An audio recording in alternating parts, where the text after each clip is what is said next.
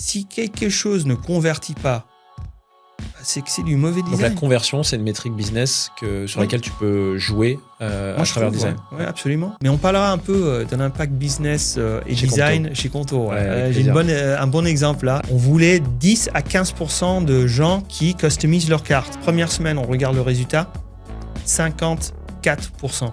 Des fois, il faut vraiment aller sur l'intuition. T'arrives en quelle année chez Uber?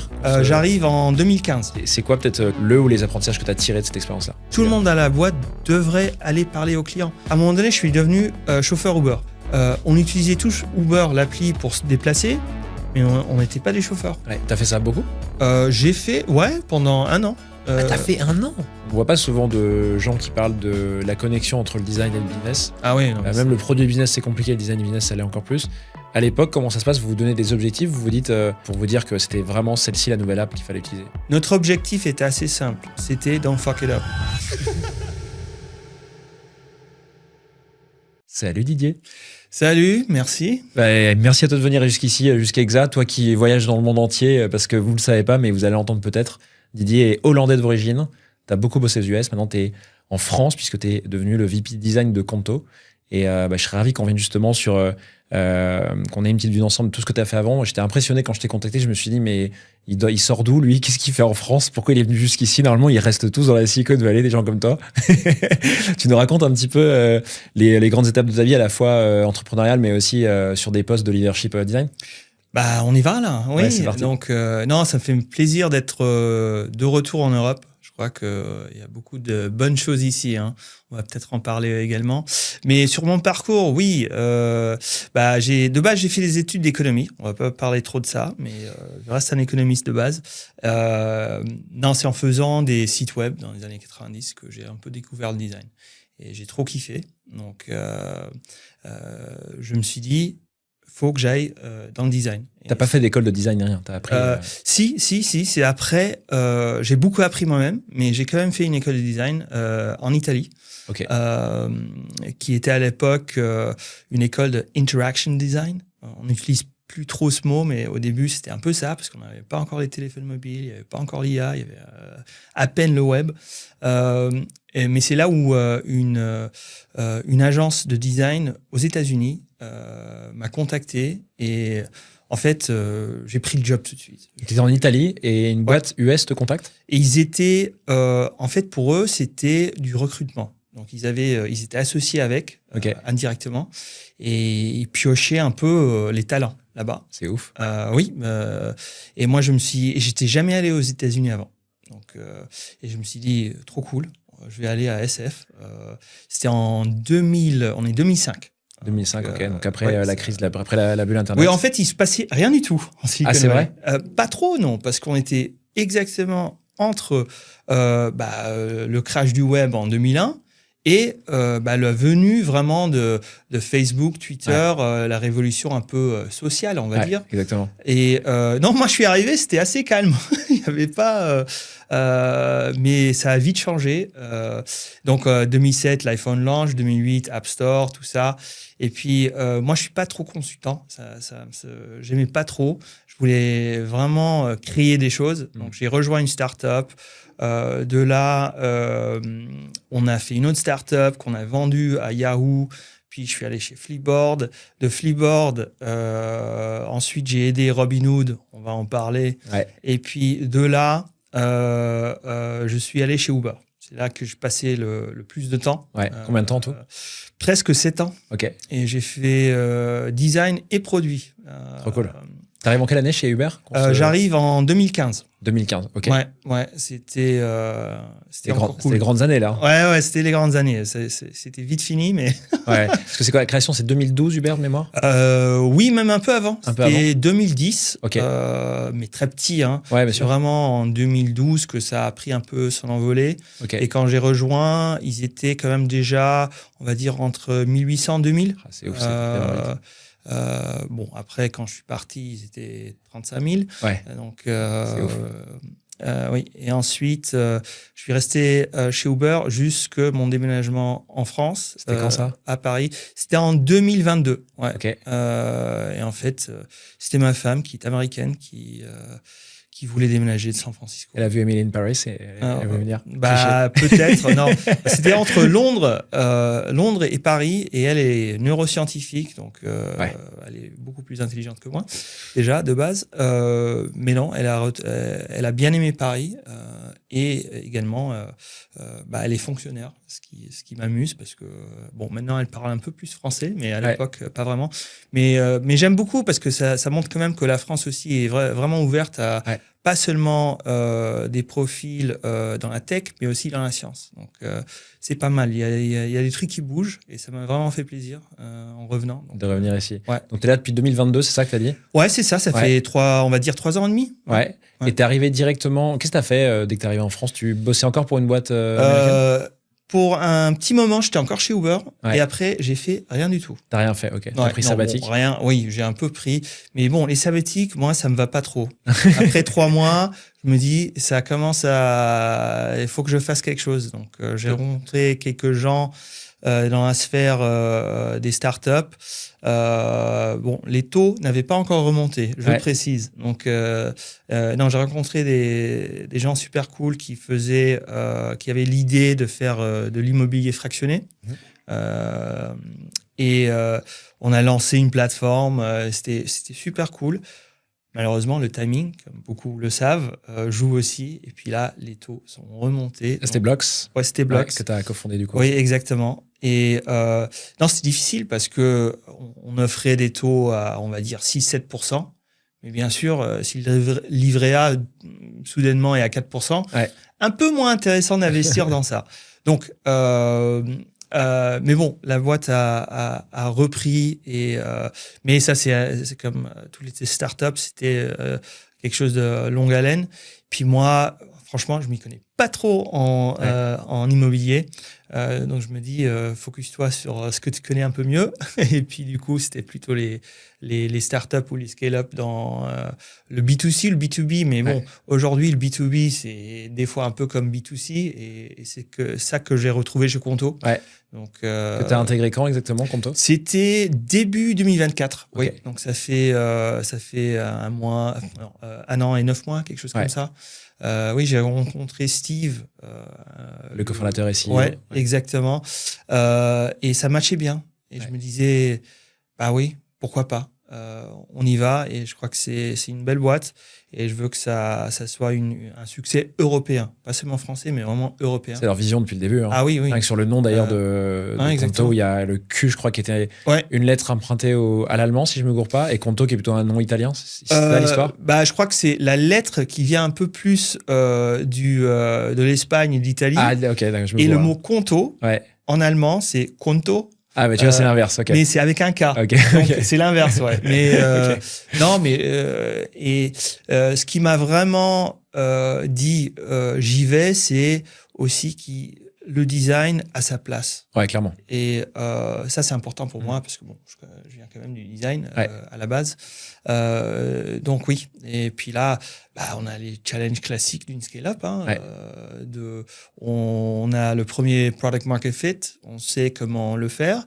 Et maintenant, il faut scaler tout le truc. Et ça, c'est pas toujours facile. J'imagine bien. On va en parler justement. Et on a décidé d'ailleurs tous les deux sur cet épisode de parler de plusieurs grandes étapes d'un point de vue design, technique. Donc, on va bien rentrer dedans. Et la première expérience qu'on voulait évoquer ensemble sur ce podcast, c'est ce qui s'est passé chez Robinhood, du coup, aux US. Ça, c'était en 2013, quand tu arrives là-bas. Est-ce que tu peux nous parler un petit peu? Alors, je pense que les gens connaissent le nom, mais pas forcément bien ce que Robinhood fait en France. Est-ce que tu peux nous raconter un peu ce que c'est le pitch, soit l'ancien, soit l'actuel, parce que je sais pas si tu es à jour sur Robinhood. L'actuel, ça fait un moment, ça fait 12 ans, donc je vais passer un peu sur les débuts. Et moi, je travaillais avec eux en tant qu'advisor. Donc, en fait, le jour où je bossais chez Flipboard, je prenais le train, le fameux Caltrain, entre San Francisco et San Jose. Et j'allais bosser chez eux, parce que j'avais pas encore d'enfants, c'était facile. On t'a fait toute la journée et la nuit, quoi. Et je les ai rencontrés comme ça. Ils étaient 10 à l'époque. Hein. C'était tout. 10. Ils n'avaient même pas encore leur licence. Alors, la licence de quoi? Leur idée, c'était vraiment de démocratiser l'accès au marché. Parce qu'à l'époque, en fait, il fallait être plus ou moins riches, avoir un banquier. Marché boursier, tu veux dire exactement, oui. Le Dow Jones, Nasdaq, etc. pour acheter des actions, quoi. Ouais.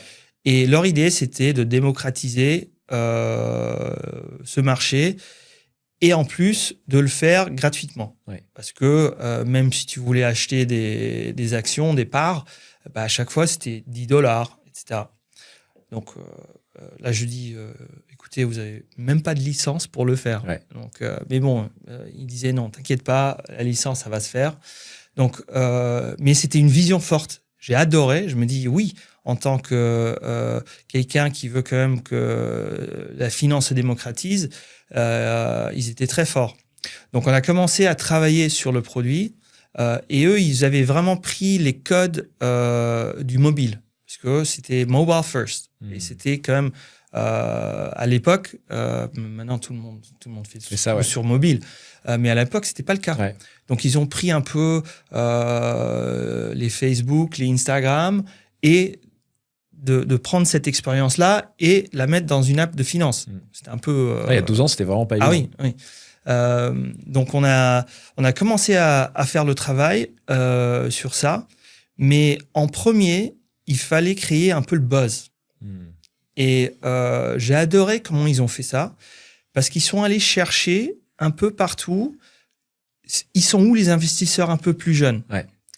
Et bon, maintenant, on a tout sur Reddit, mais à l'époque déjà, ça existait déjà. Bon, je ne sais pas s'il y avait Wall Street Bets, etc. à l'époque, mais ce qu'ils ont fait, on a créé ensemble une liste d'attente pour créer un peu le buzz. Parce que bon, maintenant, c'est fait partout, mais il y a plus de 10 ans, c'était un peu moins le truc. Donc, ils ont posté sur Reddit et un peu partout pour alimenter la liste d'attente. Là, je précise, c'est pour aller chercher des investisseurs qui sont des personnes qui vont investir à travers... C'est des utilisateurs, en fait, de Robinhood qui voudraient mettre de l'argent, acheter de l'action, etc. sur Robinhood. Et le pitch, on a teasé un peu, commencé, et puis on dit, non, vous n'allez pas payer de transaction fees. On a sorti une petite vidéo à l'époque, etc., pour faire le buzz. Donc, nous, on était hyper contents. Et puis, on a beaucoup travaillé sur l'onboarding. Et à l'époque, on s'inquiétait beaucoup des data personnelles, quoi. Donc, aux États-Unis, c'est Social Security Number. En fait, il fallait faire un KYC. Donc, bon, c'est un peu chiant et on demande beaucoup d'infos. Bon, aujourd'hui, on sait comment ça marche, on a plus de confiance, bon, pas toujours, mais de base. Et nous, on se disait, non, mais les gens, ils veulent pas partager leur social security number parce que c'est quand même un problème de fraude, etc. Mais en fait, on s'est complètement gouré sur cette problématique. Ah ouais? En fait, le point dur, c'était pas ça. Parce que le plus dur, c'était de s'assurer que les gens mettaient de l'argent sur leur compte. Parce que le Social Security thing, dès que tu as un peu de confiance, etc., c'est assez facile. Tu prends une photo, tu l'uploades et voilà, quoi. Ouais. Mais mettre de l'argent vraiment, c'est là où tu commites beaucoup plus.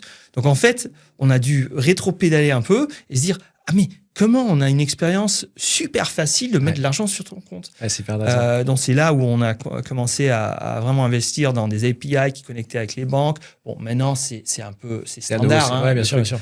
Mais à l'époque, c'est pas facile. Et c'était là où on perdait des gens. Il fallait vraiment les encourager. Donc, on faisait des referrals, des bonus, etc.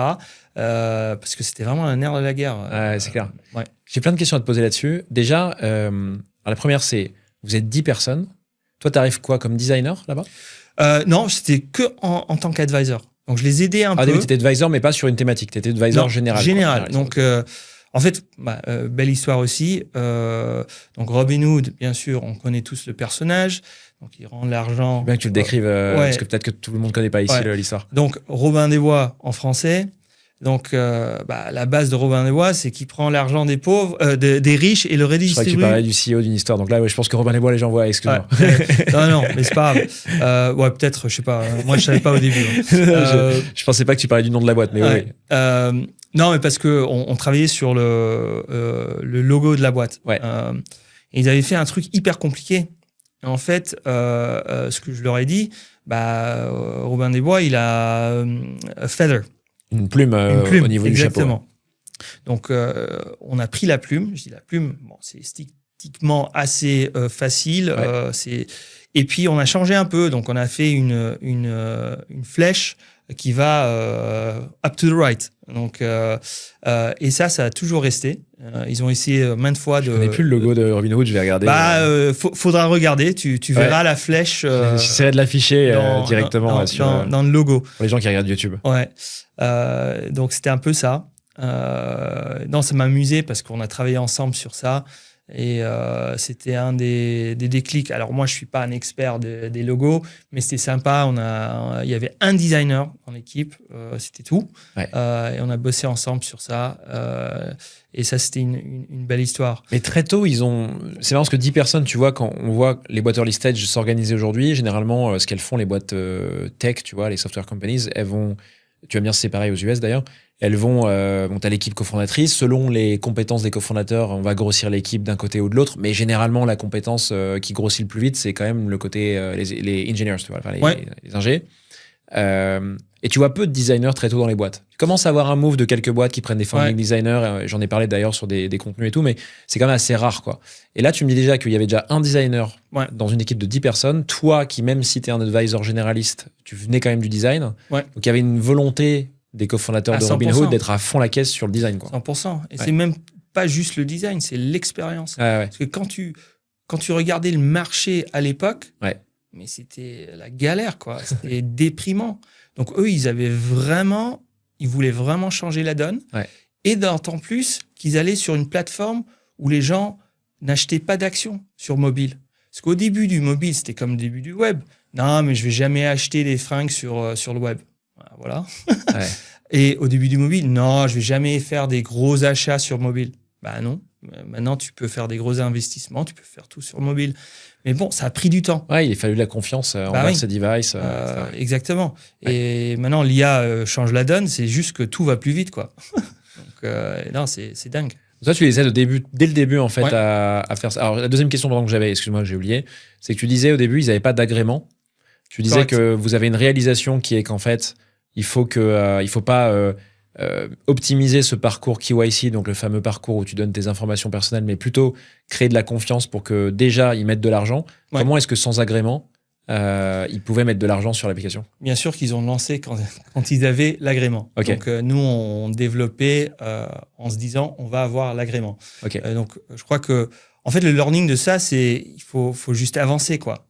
Faut pas se laisser faire par les bon, ça c'est pas très PC de le dire en Europe, mais des fois la régulation stoppe l'innovation. Et je sais bien que il y a un équilibre à trouver entre les deux.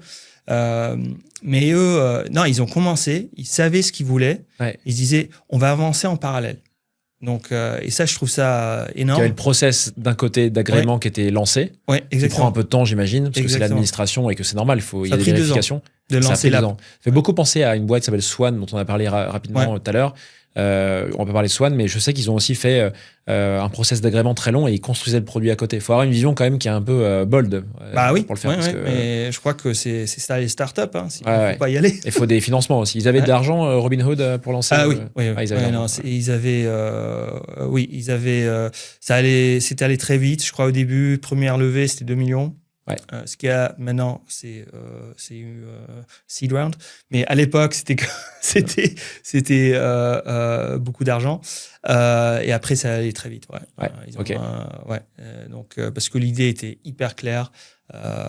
Après, il y avait la question était est-ce que on peut aussi convaincre les plus gros investisseurs, parce que si tu as que des gens qui ont $100 sur leur compte, c'est pas super intéressant. Bon, après avec le Covid, ça a explosé, tout le monde commençait à investir. Je crois qu'on a aussi vu ça un peu en Europe. Ça a beaucoup changé. Mais au début, non, c'était pas une affaire assurée de venir sur ce marché sans être une banque appropriée. C'est pas facile. C'est quoi tes apprentissages en tant que, d'un point de vue, soit en tant qu'advisor de manière générale, soit en tant que designer chez Robinhood? Qu'est-ce que tu as appris là-bas et tu pourrais ici partager? De un, c'est de toujours regarder vraiment dans l'utilisation en soi d'un produit, parce qu'on a des preconceptions au début où on se dit je crois que là ça va être difficile. Comme tu as vu, j'avais pas raison, on avait tous tort. Mais c'est ok, on teste, on regarde, on change, on itère, et c'est ça que j'adore. Donc et l'autre chose, c'était, on a parlé de la liste d'attente, c'est de créer presque un mouvement. C'est pas facile. Des fois, ça peut être positif, ça peut aussi être négatif, les mouvements. Mais c'est quand même, je trouvais ça quand même fort, comme ils ont fait, et de trouver là où les clients se trouvent et potentiels et discutent. Parce que avec l'avenue de l'internet, tout le monde discute de tout. Donc je trouvais ça très fort. C'était une bonne stratégie de mettre la machine en marche avant de faire un lancement, parce que la chose qui est le plus déprimant, c'est quand tu lances quelque chose et c'est pouf. Il se passe rien. Alors tu as bossé pendant des mois dessus. Quoi. Donc il faut anticiper un peu ça. Et je dis pas que ça va marcher tout le temps, parce que bon, soyons honnêtes, la plupart des startups, ça marche pas. Mais ça, j'ai toujours retenu. Je me disais c'est pas mal ça. Comment tu crées un mouvement? Comment ils ont fait à l'époque? C'était d'aller sur Reddit, de poster. Et il faut toujours avoir un peu, c'est quoi le déclic? Et pour eux, c'était $0 fees. Ok. Et là, t'es intrigué tout de suite. Donc c'est une espèce de tagline. Ouais. Je sais pas comment tu l'appelles toi en tant que designer. Non, d'ailleurs. C'est une tagline. C'est une tagline qui est censée créer un déclic dans la tête des gens. Ouais. Et donc pour créer ce mouvement, c'est quoi? C'est une tagline que tu répètes, par exemple sur Reddit. Oui, la répétition, c'est un des trucs phares. Mais c'est aussi de se dire, sur Reddit, c'est tous des investisseurs un peu plus jeunes. Ils utilisent des plateformes qui sont vraiment pas modernes et pas sur leur téléphone. Donc, tu as déjà des choses qui intéressent le public. Et après, si tu es sur Reddit, tout le monde parle de tout. Et ça fait boule de neige. Ça, on peut le voir avec des choses qui vont virales. Comme je disais déjà, des fois, c'est positif, des fois, c'est négatif. Bien sûr, mais ça, c'était... Maintenant, on trouve ça normal. En 2013, c'était presque innovant. Et ça a été répliqué quand même beaucoup de fois. Et non, je trouve ça très intéressant. Mais c'est difficile de trouver une formule exacte, parce que sinon, tout le monde aurait du succès. Bien sûr. Mais c'est un enchaînement de réactions qu'il faut que ça marche, quoi. Mais c'est scientifique, mais c'est pas scientifique. C'est ça le problème. Le fait de créer un mouvement, comme tu dis, en fait, c'est de créer une audience ou une communauté ou quelque chose chez qui le mot résonne. Ça, c'est un Exactement. truc. En fait, tu disais c'est dur de le refaire, mais en fait, non, je pense que ça se fait dans tous les business. C'est dur de le faire. Et c'était aussi à l'époque juste après Occupy Wall Street. Donc, il y avait déjà un sens de mouvement. C'était quoi? Tu peux définir? Occupy Wall Street, Google ou OpenAI ou ton chatbot préféré va faire une description meilleure que la tienne, C'était après 2008. Le crash financier, etc. Il y avait un mouvement. Et et ce mouvement, il a pris quand même du temps, parce que ça a pris au moins jusqu'à 2010, 2011, et même plus tard, pour que on soit plus dans je crois que c'était une récession, officiellement. Ah bah oui, complètement. Donc, il y avait déjà un mouvement. Donc, ça s'est inscrit là-dedans aussi. On revient sur du timing. Il faut avoir le bon timing également. Parce que on connaît tous les bonnes idées qui ont lancé, mais trop tôt. Parce qu'en fait, Vine, c'était TikTok, mais trop tôt. Donc, et le timing, moi, je sais pas comment gérer le timing. C'est dur. C'est sans doute la variable la plus dure. C'est souvent un coup de chance. Donc, comme ça, il y a tellement d'enchaînements d'événements qui doivent s'aligner. Mais après, on peut booster le tout par notre travail ou faire la bonne chose au bon moment. Mais oui, ça reste compliqué pour toutes les startups. Mais j'ai appris ce sens de mouvement et de s'inscrire un peu dans le zeitgeist. Je ne sais pas si c'est français, ça. Si, c'est un mot, c'est un mot plutôt allemand, mais je crois que les gens comprennent bien. L'esprit du temps, quoi.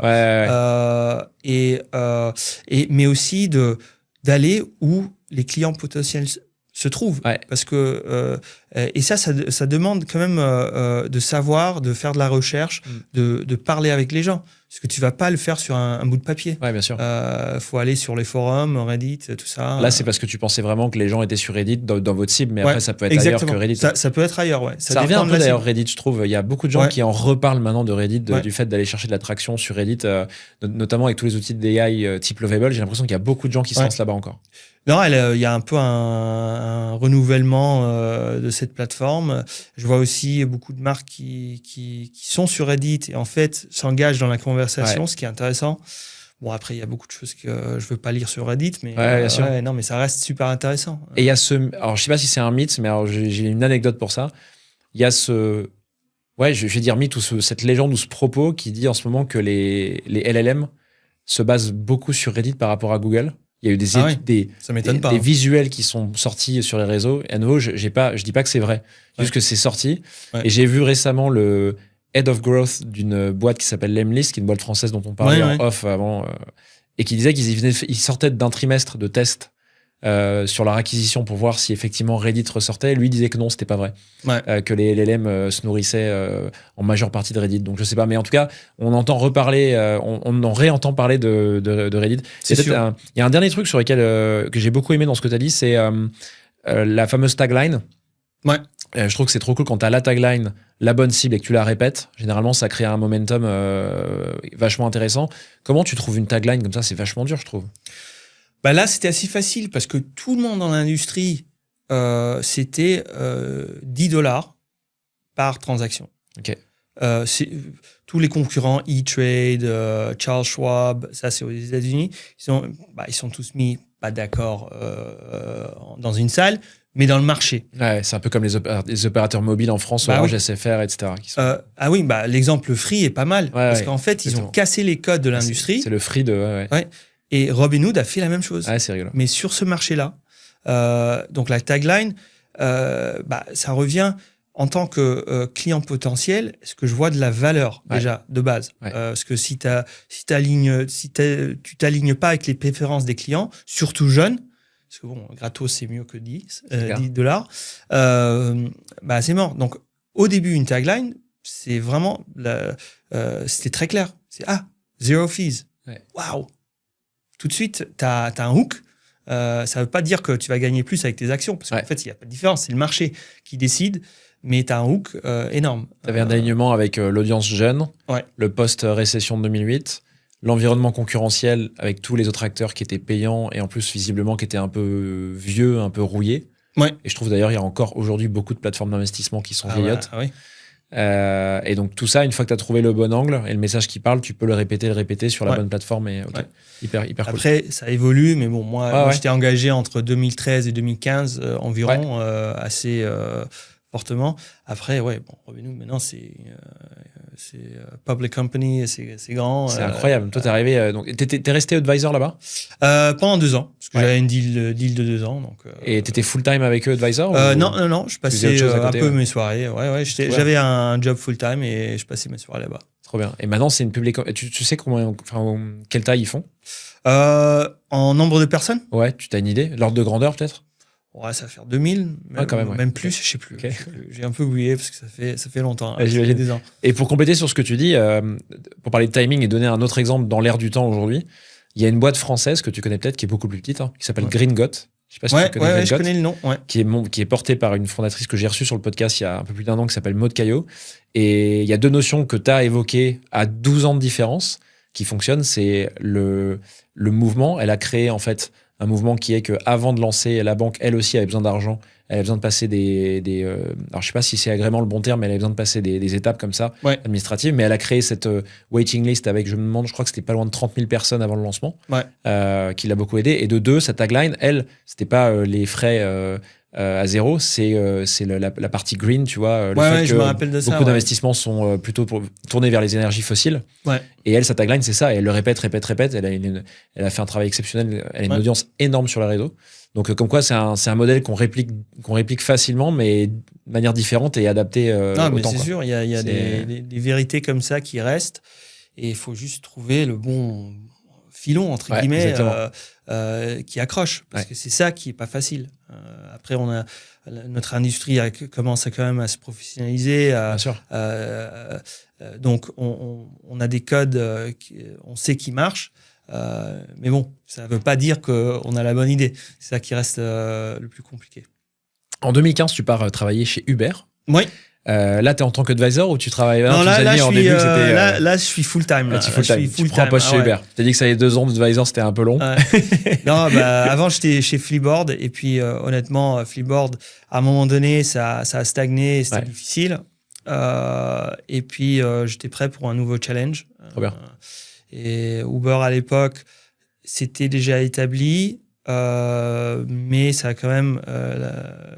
j'ai vu une croissance fulgurante après.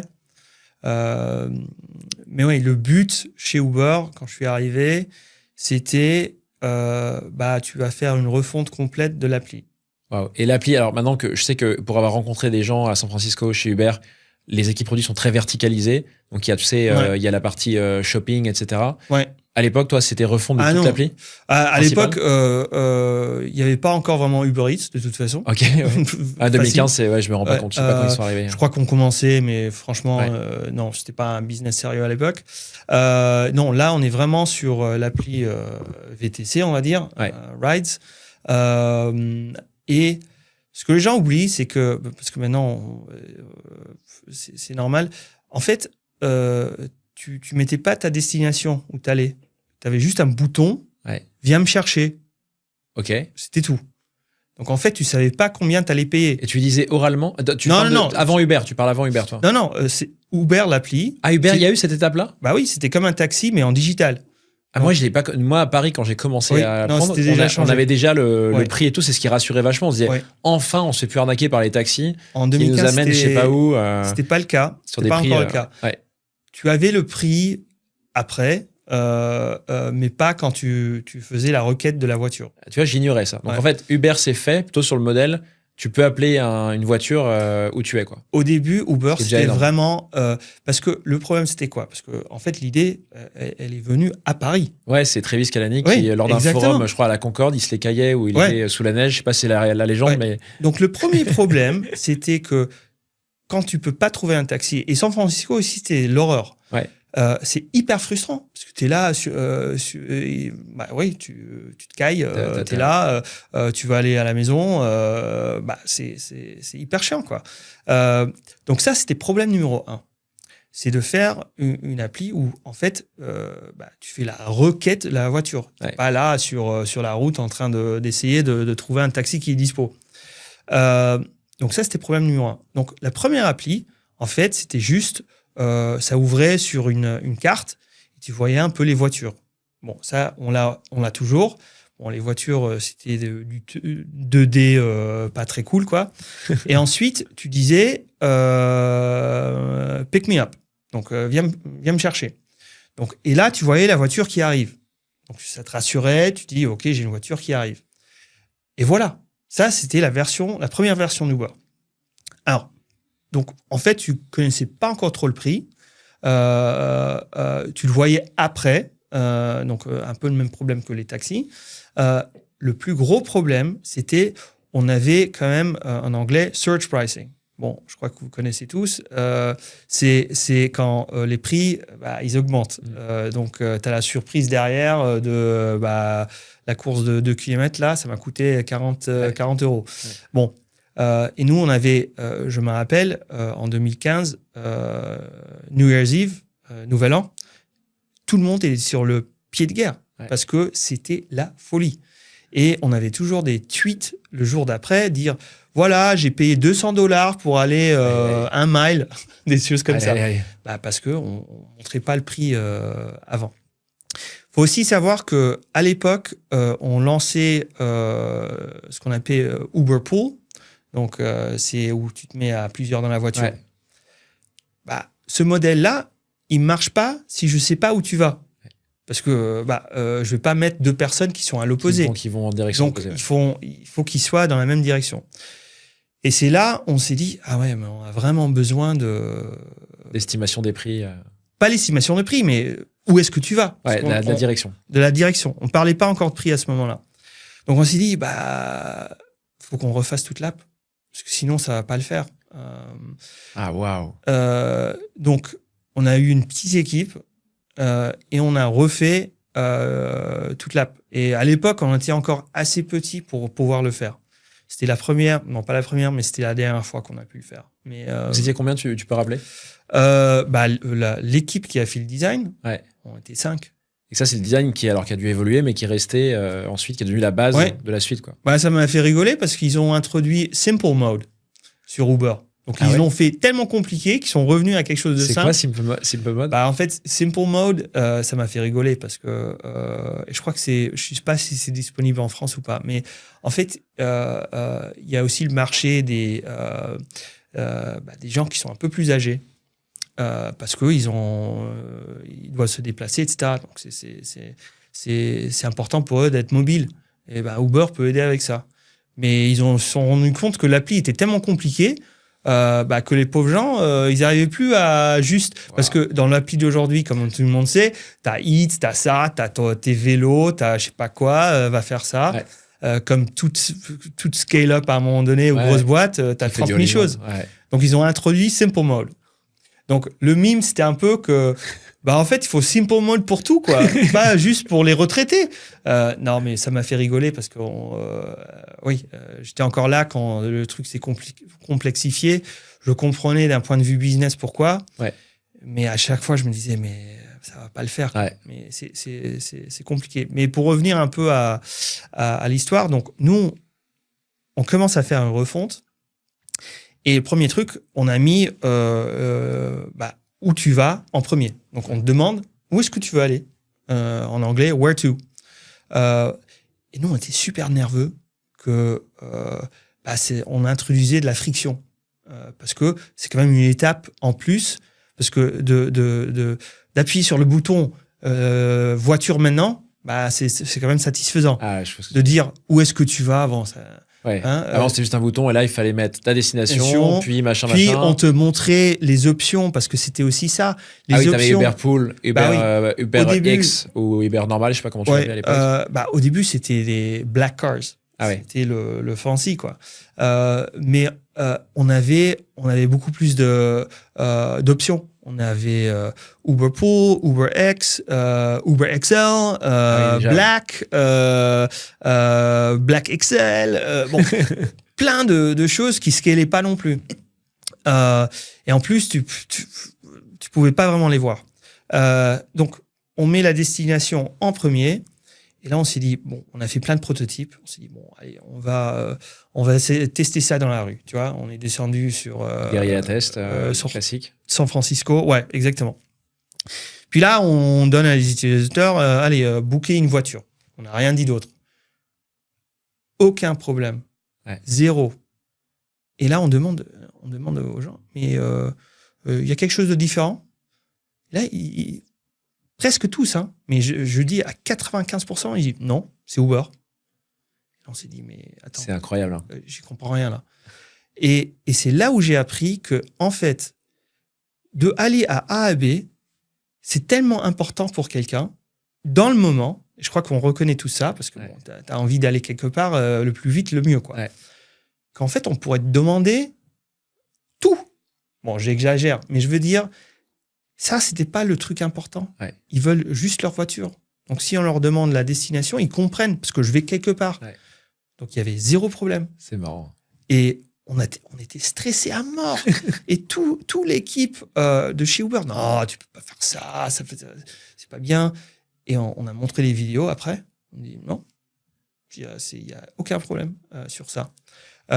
Donc, on était assez confiants sur ça. Et pour revenir sur les prix, on avait le gros avantage de la transparence de prix. Ouais. Donc là, le nouvel an d'après... Pour moi, c'est ça la clé d'Uber, hein, franchement. Ouais, on l'avait pas. Hein. Ça s'est lancé en novembre 2016. Ok. Tu avais la transparence quand même... T'as une fourchette, non? T'avais une fourchette, ouais. Mais il fallait toujours que tu mettes quand même ta destination. Ouais, et la plupart des gens ne le faisaient pas parce que c'était... si c'est optionnel, je ne vais pas le faire, quoi. Ouais. Donc oui. Non, mais au début aussi, Uber, c'était tellement cheap. C'était facile, tu vois. C'était la guerre des promos, un peu partout. C'est vrai que c'était pas cher ici. Tu avais des super ouais, bagnoles avec des bonbons aller, Edno. tu pouvais aller les gens étaient adorables. 5 €, quoi. Et voilà, ça a changé, malheureusement. D'ailleurs, on pourra pas en faire tout l'épisode dessus, mais je me suis toujours demandé comment ils ont fait pour recruter les chauffeurs qui étaient, je trouvais, globalement beaucoup plus courtois que les chauffeurs de taxi, quoi. C'était adorable. C'est les primes. Ah, il y avait des primes qui étaient distribuées? Ouais. Des primes de quoi? De courtoisie? Non, même pas. C'était des gros... on faisait un peu... C'était vraiment à la mano, au début, de recruter les chauffeurs. Ouais. Tu avais toute une équipe. Alors, Uber, on peut pas trop en parler. Moi, je suis pas non plus l'expert. Ouais. Mais ils avaient un playbook. Ouais, bah, j'imagine. Formidable. J'imagine. Pour aller dans une ville, il y avait tout un playbook. Tu vas aller chercher les chauffeurs. Tu fais un petit interview. T'assurer que c'est carré. Et tu lui donnes beaucoup de primes.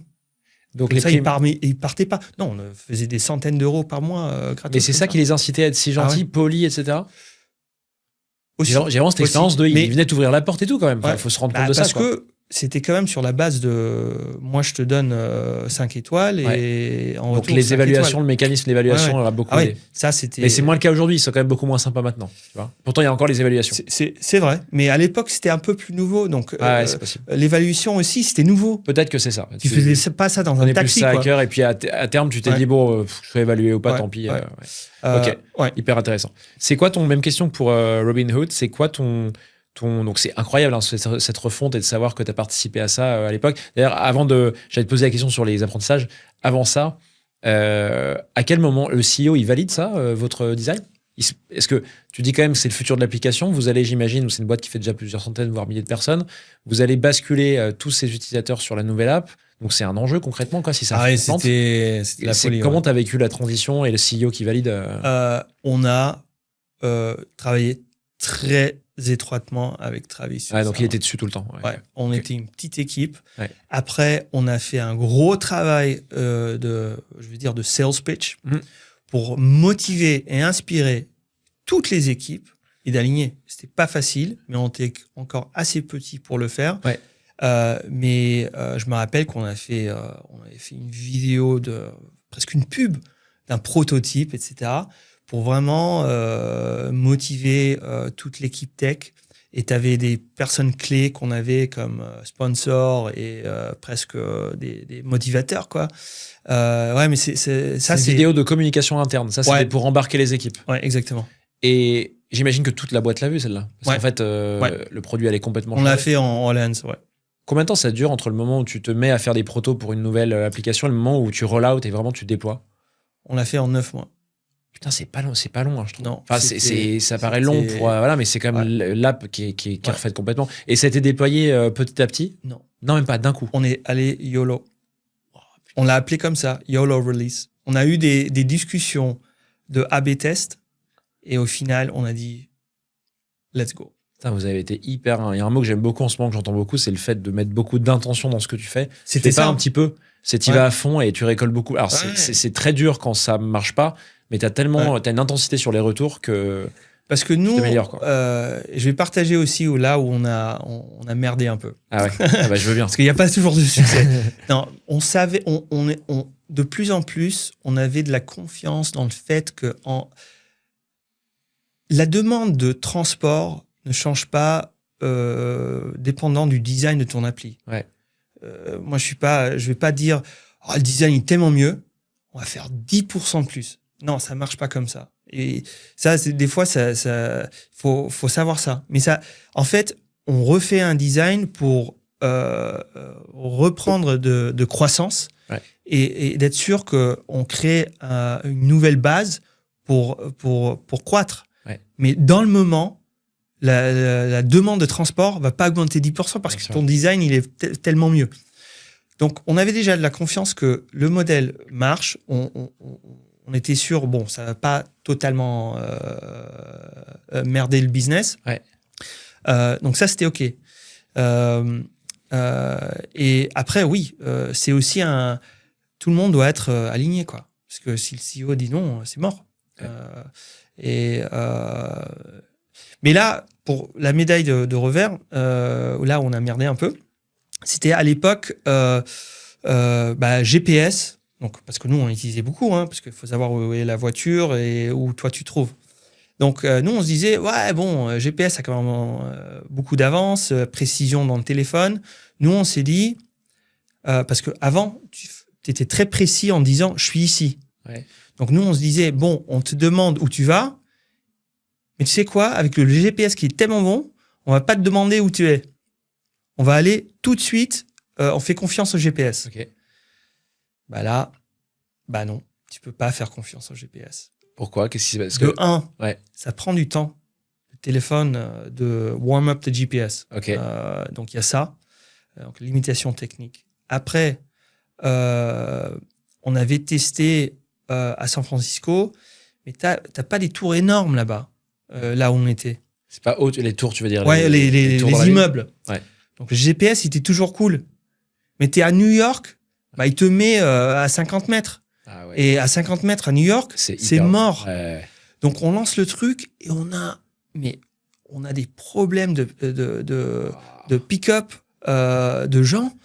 Et là, on se dit, oula. Donc, parce que le reste, tout se passe bien, les gens sont contents, cool, new design, etc. Mais dans la marketplace, on regardait, on se dit, non, mais le temps d'attente et de mismatch entre la position où se trouve le client, mortel. Donc, on a très vite refait et on a fait un modèle de confiance où si on a 100% de confiance, on y va. Et si on n'a pas de confiance, on laisse les gens ajuster. Parce que ça, c'est un algo derrière qui, en fonction de la localisation, te dit cet endroit-là dans New York, il est compliqué pour le GPS. Exactement. Et donc, c'était quoi la solution? C'était que... C'était d'abord, on regarde, est-ce qu'on a un signal de GPS? Parce que c'est une triangulation et ça te donne un peu de données de précision également. Ouais. Et ensuite aussi, on faisait beaucoup plus, et ça, c'est des trucs qui sont faits à la mano. Si tu connais des endroits où c'est compliqué de base, oublie. Je ne vais pas utiliser le GPS. Et ensuite, dans les années... parce que tu peux pas prendre un client juste partout en Uber. Donc, de plus en plus, en fait, c'est très spécifique. On te donne un point spécifique où tu peux aller. Et après, avec des données à l'échelle de Uber, tu sais un peu, on va te dire plutôt, non, marche là-bas, on va pas te prendre là-bas. Donc, mais c'est là où, on a eu chaud. J'imagine. Tu vois l'impact business tout de suite. Ça a coûté des millions. Et justement, c'est hyper intéressant en parlant d'impact business. C'est vrai qu'on ne voit pas souvent de gens qui parlent de la connexion entre le design et le business. Ah oui, non, même le produit business, c'est compliqué, le design et business, ça l'est encore plus.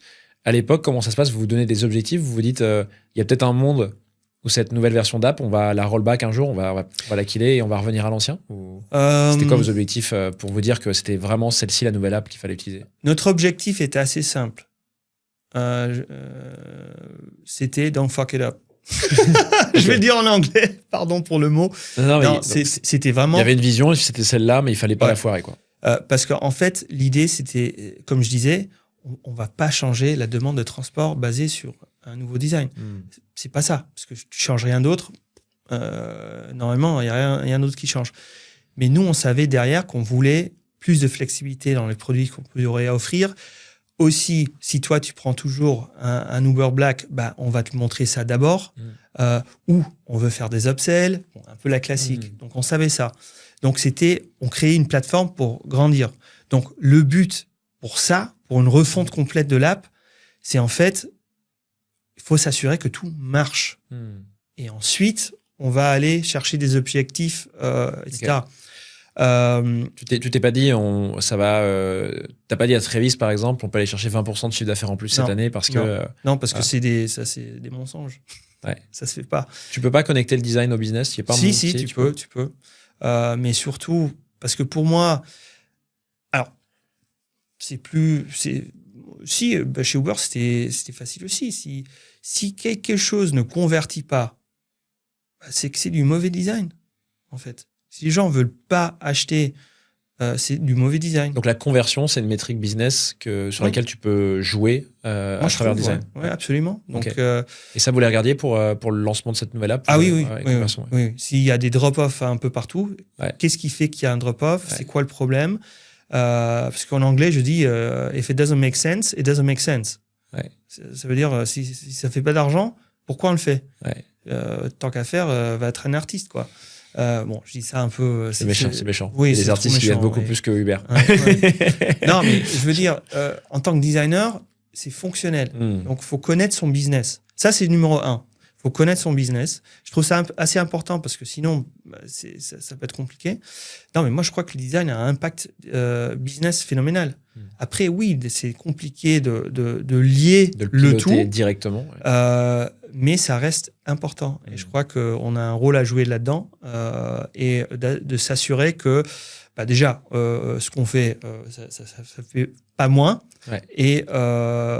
Mais on parlera un peu d'un impact business et chez design Conto. chez Conto. Ouais, j'ai un bon exemple là. Ah bah trop hâte. Ouais, non. Et peut-être pour finir sur Uber, c'est quoi peut-être comme tu l'as fait pour Robinhood, le ou les apprentissages que tu as tirés de cette expérience-là?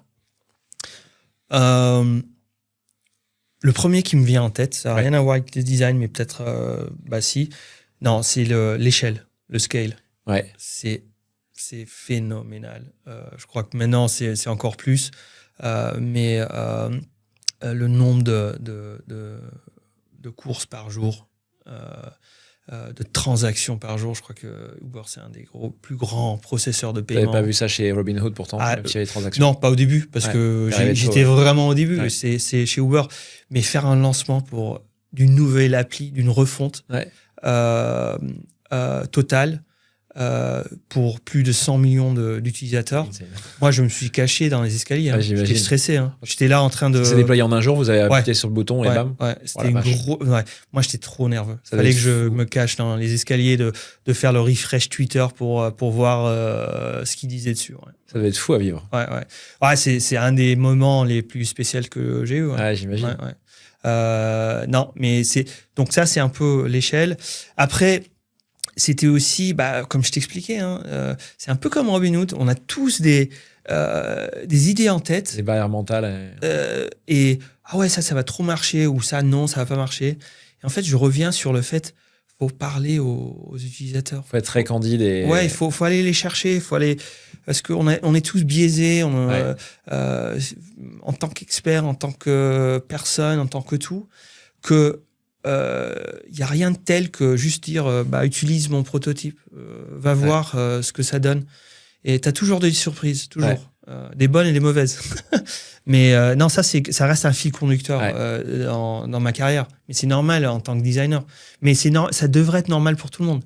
Tout le monde à la boîte devrait aller parler aux clients. Quand on grandit, on oublie.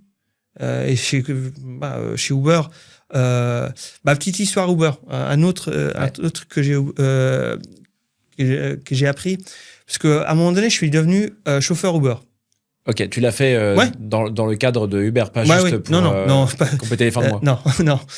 Non, j'étais chez Uber parce que on utilisait tous Uber, l'appli, pour se déplacer, mais on n'était pas des chauffeurs. Donc moi, j'ai pris ma voiture à San Francisco, je suis allé m'inscrire. Et je suis allé chercher ma petite licence. Bon, c'est pas une licence, mais bon, t'as besoin d'un truc quand même. Certification. Et voilà, je me suis mis à rouler. T'as fait ça beaucoup? J'ai fait, pendant 1 an. T'as fait 1 an? Ouais, mais pas full time. Ouais, je sais bien. Mais tu l'as fait pendant 1 an. Tu faisais toutes les semaines? Je faisais des courses ici et là. J'ai fait plein de trucs. J'ai vu tout et n'importe quoi. T'avais quelle note? J'étais à 4,9, je crois. Ah, c'est pas mal. Ouais, quand même, j'ai essayé. J'étais quand même top. T'imagines? La voiture était pas mal non plus. T'as appris quoi en tant que designer à nouveau, du coup, pour Uber? Il y a des choses que t'as apprises en faisant ça, j'imagine, beaucoup, parce que t'as continué. Non, mais d'abord, quand j'avais mon téléphone, je l'ai mis dans, tu vois, comme ça je pouvais le voir, je l'ai monté dans la voiture. Et c'était la première fois de ma vie que j'étais nerveux dans ma voiture. Ah, t'étais nerveux? Parce que le seul fait d'aller en ligne, pour la première fois, tu sais pas ce qui va s'arriver. Qui va monter dans ma voiture? Mais ça, tu le ressens pas quand t'es designer. Et tu le sais pas. Donc, je suis revenu, je me suis dit, non, mais les gens, ils sont nerveux. Faut les calmer, en fait. Faut leur dire, ça va aller. C'était sympa. La première, et c'était dans mon garage, à San Francisco. La première course, c'était des touristes. Tu t'en souviens de la première course? Ah oui, bien sûr, je vais jamais oublier. C'était des touristes suédois dans le Castro, pas loin d'où j'habitais, qui allait Twin Peaks. Donc, c'est une butte à San Francisco avec un truc en métal dessus. Ouais. Voilà, je les ai déposés là-bas, ils étaient trop contents. Ah, c'est trop Mais marrant. j'ai aussi eu des gros connards. Ah, j'imagine. Parce que tes chauffeurs Uber, eux, ils savent pas, j'étais pas en costard, hein. Ils savent pas. Donc, ils te traitent comme un chauffeur. Et là, tu vois le revers de la médaille. T'as des gens hyper sympas et t'as des connards. Ouais, bon, comme partout, t'as vu la terre entière, quoi. Ouais. Et ensuite, j'ai aussi découvert quand t'as des courses qui font hyper chier. Ouais. T'es là, Uber Pool, des fois, je regardais ce que j'avais gagné sur la course. $5. Ouais. Pour un truc. J'ai passé 1 heure. Ouais. Et j'ai fait le retour à l'équipe. Je dis, non, mais je passe pas 1 heure pour $5. Bien sûr qu'ils sont pas contents. C'est génial. Donc, tu vois, tu as des trucs d'expérience, des trucs de la vraie vie. Après, ce que j'ai pas pu vraiment goûter, c'est quoi de vraiment être dépendant d'Uber pour ton argent. Parce que j'en avais pas besoin. Ouais, et après, non, ce qui était bien aussi dans ce programme-là, parce qu'on était plusieurs à le faire, tout l'argent était, on faisait des dons à des trucs. Donc, c'était bien. Mais non, mais au début, c'était aussi compliqué légalement de le mettre en place comme employé de faire chauffeur Uber. Okay. Mais je suis très content que je l'ai fait. Et petite dernière histoire sur ça, parce que j'aime bien aussi toujours parler de l'empathie versus l'efficacité. Ouais. Parce que bon, la techno, c'est tech versus humain. Bon, Uber, l'algorithme de comment tu t'envoies la voiture où, c'est quand même assez important. Et ça on parle de millions de dollars des fois, de différence. Mais on avait une discussion et on avait des retours de la team tech qui voulait qui à l'époque mettait la voiture s'arrêter toujours avant le feu d'un croisement, pas après. Pourquoi ? Bah, à New York, c'est assez. On va prendre New York comme exemple. Bah, c'est logique parce que comme ça, si c'est un Uber Pool, je peux encore aller à gauche ou à droite. Mais en tant qu'Uber, tu t'arrêtes au feu, il est rouge, tout va bien. Il passe au vert. Et t'as quelqu'un qui est pas très vite à rentrer, bah tu te fais klaxonner dessus, bah c'est comme à Paris quoi. Bah on va presque te flinguer quoi. Donc d'un côté, on a une situation qui crée du stress pour le chauffeur et le passager, mais qui a peut-être 0,02% d'efficacité en plus en termes de routing, etc. Bah, on s'est dit non. On prend les 0,02. Bon, le problème, c'est que chez Uber, même petit, ça fait grand. Et on va plus se focaliser sur l'empathie et s'arrêter après le feu, où il y a beaucoup moins de stress, tu as le temps, etc. Donc, mais ça, je le vois beaucoup dans la tech. C'est hyper intéressant, c'est les points d'arrêt. Il y a aussi, du coup, la personne, elle sort de sa course, elle va noter la course, donc elle garde ça en tête, qu'elle a passé un moment stressant, etc. Exactement. Donc à l'échelle, c'est énorme. Et bon, à l'époque aussi, il fallait qu'on soit un peu plus gentil avec tout le monde parce qu'on n'a pas toujours eu des hauts. Ouais. On a aussi eu des gros bas. Ouais. Mais c'est là où le design aussi peut aider parce que de base, on est, j'espère, on a beaucoup d'empathie et il n'y a pas que la tech et l'efficacité qui jouent. Mais chez Uber, des trucs comme ça, j'en ai vu beaucoup. Excellent. Quand même. En 2024, 3 ou 4 24. T'arrives chez Conto, là où tu es toujours aujourd'hui en tant que VP Design. Donc c'est assez récent. C'était quoi les gros chantiers, les grosses étapes pour toi là chez Conto qu'on peut évoquer ici ? Il y a beaucoup de gros chantiers, mais je voulais partager un peu une histoire sur une feature qui c'était pas un chantier énorme, mais je crois que c'est un exemple intéressant de produits, de design, etc. Donc, chez Conto, on a des comptes pro, donc tu as des cartes. Mais tu as aussi des cartes virtuelles. Bon, maintenant, on a beaucoup de cartes virtuelles parce que, avec Apple ou Android, etc. Tu peux facilement créer des cartes virtuelles. Et les gens le font parce qu'ils veulent une carte virtuelle pour leurs dépenses de Google Ads ou une carte virtuelle pour je sais pas quoi. Bon, plein de catégories. Mais en fait, nos cartes, elles ont toujours la même couleur. Donc, et là, je me rappelle, il y avait un post sur LinkedIn, il nous montrait son téléphone avec toutes ses cartes virtuelles, et il y en avait 20 de Conto, tous jaunes. Bon, déjà qu'on a du mal à reconnaître les cartes de base, tant qu'à dire que si elles ont toutes la même couleur et le même logo, t'as aucune idée de quelle carte il s'agit. En plus, on met pas vraiment la catégorie dessus non plus. Donc on s'est dit, bah oui, c'est un peu, c'est pas cool quoi. Il y a une opportunité de faire quelque chose. Et comme toutes les autres histoires qu'on avait évoquées aujourd'hui, bah, c'est de regarder les expériences clients. Ouais. Donc là, on s'est dit, OK, bah, trop cool. Ça, on peut totalement customiser. En fait, derrière, c'est pas si facile parce qu'il faut travailler avec Mastercard, il faut travailler avec tout le monde, les etc. opérateurs et des Donc, c'est facile de base, mais quand même compliqué. Ouais. Et là, donc avec mon équipe brand aussi, on commence à faire des cartes, cool. On partage le projet. Et là, ils me disent, bah, c'est quoi le business plan? Qui te dit ça? Ouais, c'est ton équipe non, l'équipe, non, pas mon équipe. Le jour où un designer me dit, c'est quoi ton business plan, je commence à m'inquiéter. Ouais, pourquoi pas? Il paraît que t'es un gars très business. Ouais, c'est vrai, mais de base, je veux quand même qu'il taffe sur le design d'abord. Il faut comprendre le business, pas faire le business plan. Non, ça venait de l'équipe produit. Okay. Bon, ils avaient raison parce qu'on avait quand même un gros focus sur le revenu. Donc, et puis moi, je suis là, non, mais écoute, il y a aussi des trucs fun à faire, quoi. Il n'y a pas que l'argent dans la vie. Mais j'ai quand même, bon, ça, c'est pas un argument très fort, hein, je vais pas gagner ce débat-là. Non, moi, j'ai dit non, mais l'idée, c'est qu'en fait, par le fait que tu peux customiser ton expérience, tu vas te retrouver avec un attachement un peu plus fort avec la marque. Ouais. Bon, j'ai pas inventé ça, c'est assez connu. Et de soit, moi, je crois que c'est mieux pour la rétention et pour le business en soi. Alors, j'ai aucune idée de combien d'argent en plus ça va faire, mais je trouve que c'est un truc cool et faudrait qu'on le fasse. C'est un truc fun et pour info, Conto gagne de l'argent quand tu utilises ta carte. Bon, c'est pas sorcier, ça marche comme ça. Donc c'est de l'intuition quand même de ce que tu dis. Tu dis, tu as une intuition que ça va avoir un effet sur la rétention, notamment, qui est une métrique business, mais c'est de l'intuition, tu n'as pas de données pour te dire que ça va marcher. Non, j'ai pas de données de marché ou d'autres, c'est juste une intuition. Après, on peut lire des bouquins sur si on se rapproche plus du client, il sera plus attaché à ta marque. Ça, j'invente rien de nouveau, c'est du marketing pur et dur. Mais derrière, de dire on va faire plus 5% de revenus, non, j'ai pas cette data-là, je sais pas. Okay. Bon, après, souvent, les PM non plus le savent pas, mais ils doivent mettre une métrique, donc ils en mettent une, on verra. Mais bon. Mais ensuite, on se fait recaler quarter après quarter, parce que non, c'est pas dans les goals revenus, etc. Prio, Et donc, là, on commence un peu à chercher les ingés. On est allé à l'équipe tech, on a montré, et ils ont trop kiffé.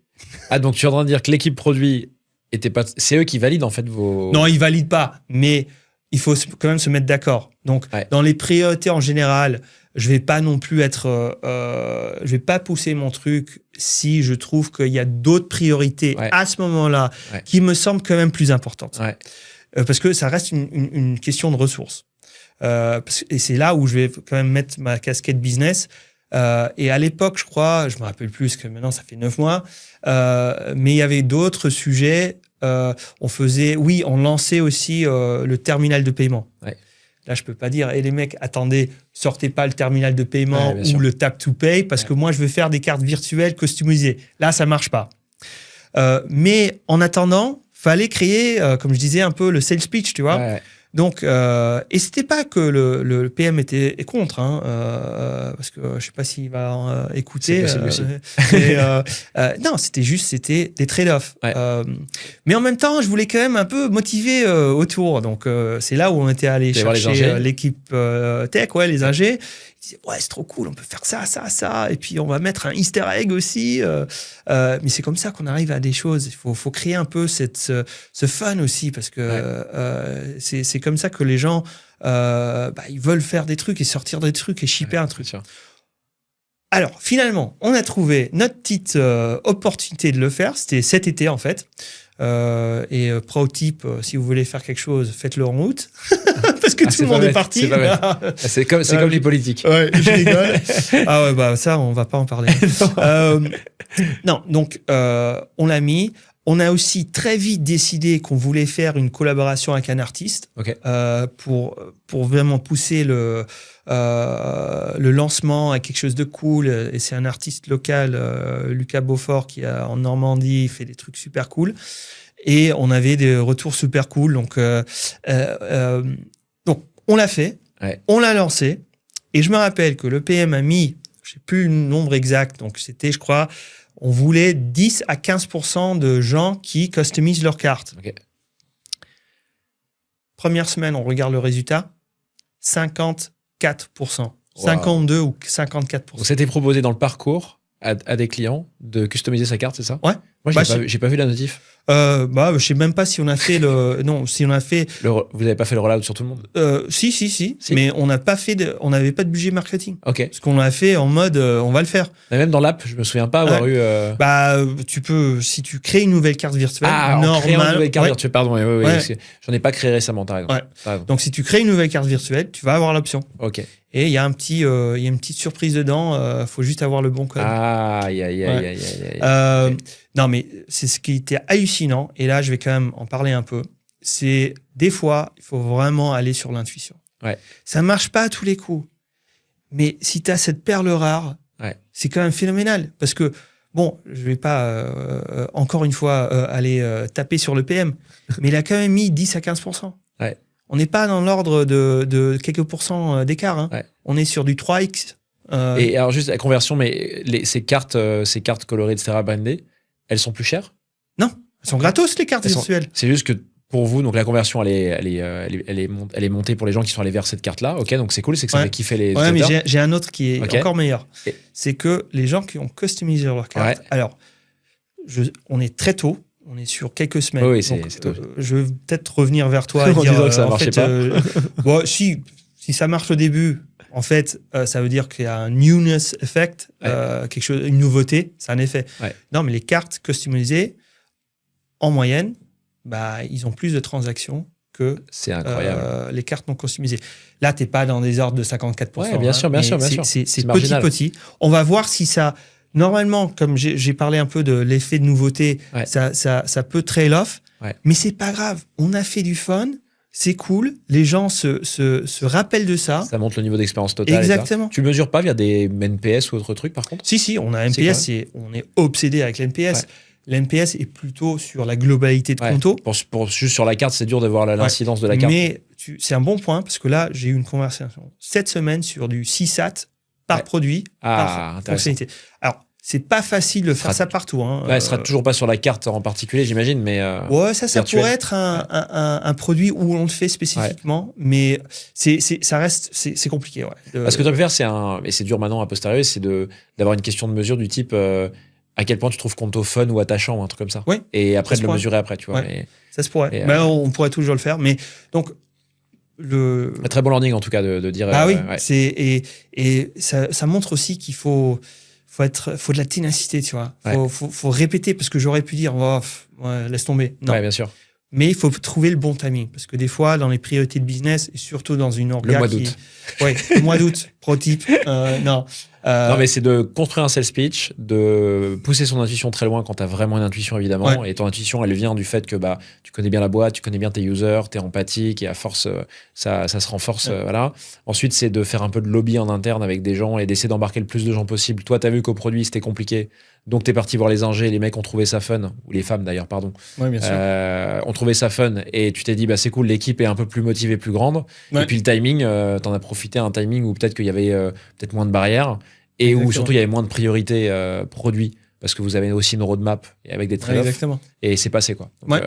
Donc, et c'est ça la complexité d'une orga qui est plus grande, quoi. Parce que quand tu es une startup, tu fais ça, tu te mets autour d'une table et tu décides. C'est clair. Et il y a aussi moins de risques, parce que moi, si je fais des trucs où le business il va comme ça, je suis mort. Et bien sûr, évidemment, c'est évidemment contextuel. Peut-être une dernière question à te poser qui est plutôt globale. Toi qui as bossé dans plein de boîtes américaines, longtemps dans la Silicon Valley. On l'a pas dit aussi, hormis en intro, mais tu as été advisor pour des grosses boîtes américaines, notamment, je sais pas toutes, mais Tinder, je crois. Ouais, j'ai bossé avec eux aussi, ouais.